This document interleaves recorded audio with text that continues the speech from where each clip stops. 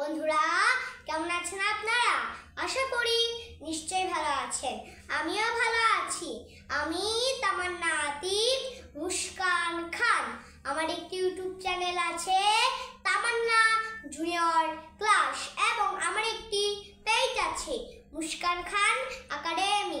আপনারা সার্চ দিয়ে দেখবেন, ঠিক আছে? তাহলে আজকে আমরা শিখব unit 23 metals and minerals part 18 number ধাতু ও খনিজ দ্রব্য। পার্ট 18 নম্বরে কি বলেছে? পোখরাজমণি। পোখরাজমণি এটার ইংরেজি হলো টোপাজ। টোপাজ টোপাজ অর্থ পোখরাজমণি, ঠিক আছে? এরপর আছে শ্বেতপাথর। শ্বেতপাথর এটার ইংরেজি হলো হোয়াইট স্টোন। হোয়াইট স্টোন অর্থ শ্বেতপাথর, ঠিক আছে? এরপর আছে দস্তা। দস্তা এটার ইংরেজি হলো জিঙ্ক। জিঙ্ক অর্থ দস্তা, ঠিক আছে? তো ফ্রেন্ড, এখন তো পড়লাম, তাই তো? এবং আপনারা পৃথিবীর যেখানেই আছেন ছোট বড় সকলেই আমার এই ক্লাসটিকে দেখবেন এবং আপনারা যারাই আছেন তারা যদি বাংলাদেশ থেকে বিদেশে যারাই যান তারা তো খালি বাংলা জানেন, তারা তো কোনো ইংলিশ জানেন না।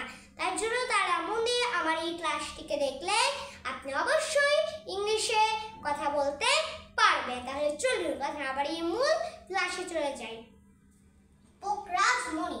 পোখরাজমণি এটা হলো একটা পাথর, এটা শাওরের নিচে হয়। এটা দিয়ে বড় লোকেরা আংটি বানায়, ঠিক আছে? পোখরাজমণি। তাহলে আমি লিখে দিচ্ছি topaz. Topaz T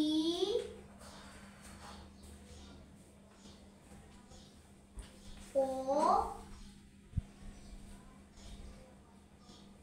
P A Z.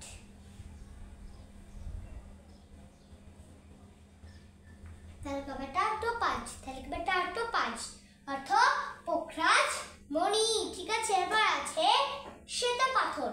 শ্বেতপাথর তাহলে আমি লিখে দিচ্ছি white stone. White stone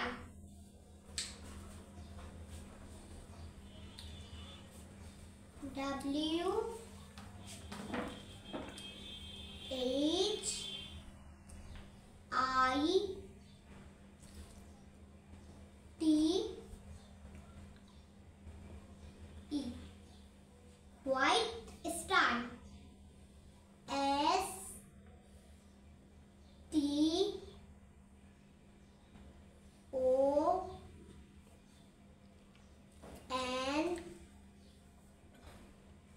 E। তাহলে বেটা হোয়াইট স্টোন। তাহলে বেটা হোয়াইট স্টোন অর্থ শ্বেতপাথর, ঠিক আছে? এরপর আছে দস্তা। দস্তা তাহলে আমি লিখে দিচ্ছি জিঙ্ক। জিঙ্ক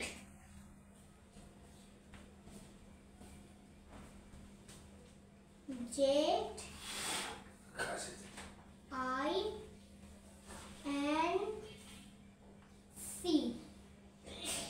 তাহলে বেটা জিঙ্ক। তাহলে বেটা জিঙ্ক অর্থ দস্তা, ঠিক আছে? তো ফ্রেন্ড, তাহলে চলুন আজকে আমরা কি কি শব্দ জেনে নিলাম একটু পড়ে নিই। Unit 23 metals and minerals part 18 number ধাতু ও খনিজ দ্রব্য। পোখরাজমণি, টোপাজ, শ্বেতপাথর, হোয়াইট স্টোন, দস্তা, জিঙ্ক, ঠিক আছে? তো ফ্রেন্ড, আপনি যদি আমার এই ক্লাসটিকে ভালোবেসে থাকেন জানবেন অবশ্যই একটা লাইক দিবেন, আর যদি লিখতে চান জানবেন অবশ্যই দয়া করে একটা কমেন্ট দেবেন এবং শেয়ার ফলোইং এবং সাবস্ক্রাইব রাখবেন। তাহলে শুভকামনায় শেষ করলাম। আসসালামু আলাইকুম। আর বন্ধুরা, এই পর্যন্ত আমাদের এই ক্লাসটা শেষ। পরবর্তীতে